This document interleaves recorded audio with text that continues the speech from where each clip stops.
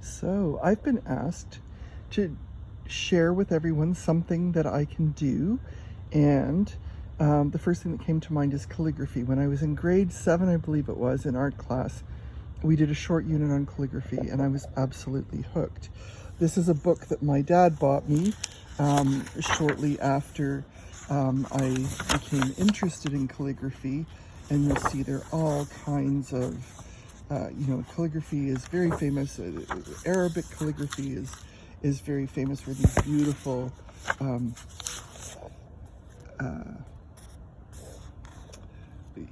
graphics are done in Arabic script. But there's a long tradition of calligraphy in other cultures as well. And there's so many kind of different fonts you can use, and it can be incorporated with images, and there were a lot of medieval calligraphers around.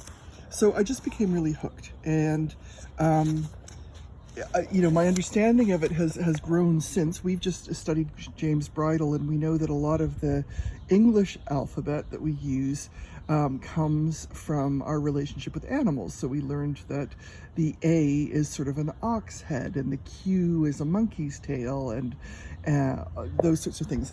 I also discovered a couple of years ago that in the Irish Gaelic and Scottish Gaelic alphabet, every every letter in the alphabet stands for a tree.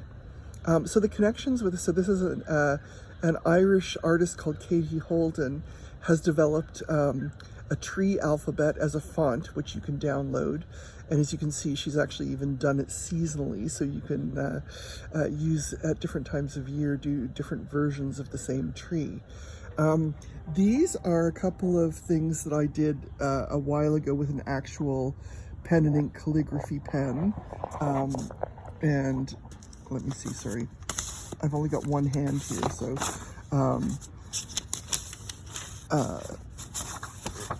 here are a couple of other things that I've worked on.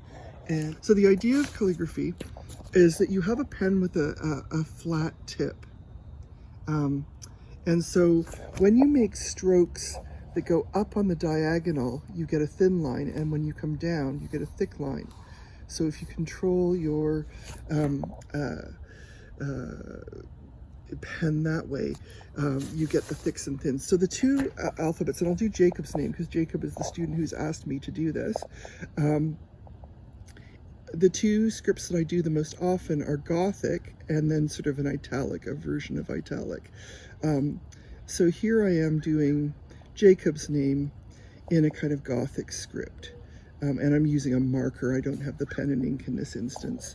And this is something that I do all the time on people's birthday cards. And I lived in an area when I was 13 where there's a lot of Jewish kids, so I did a lot of bar and bat mitzvah invitations. And it's just something that I pull out all the time. There's always some kind of occasion that I can use the calligraphy. So that is an example of working in the Gothic script, and then you can do, often I'll do this sort of, supplement the calligraphy itself with this kind of, oops, this is very hard when I'm holding the phone. I have far more control when I have two hands to do this, but you get the idea. And then the same sort of thing.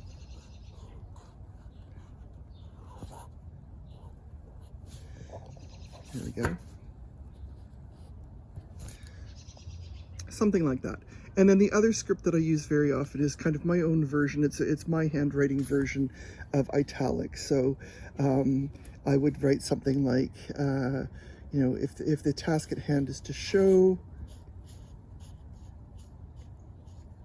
again, this is, I do this much better with two hands at my disposal when I'm not filming myself.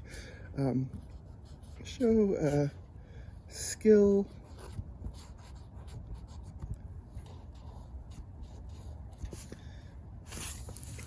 you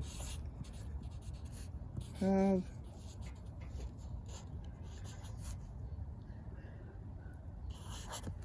there. That's a sort of quick demonstration of me trying to do calligraphy.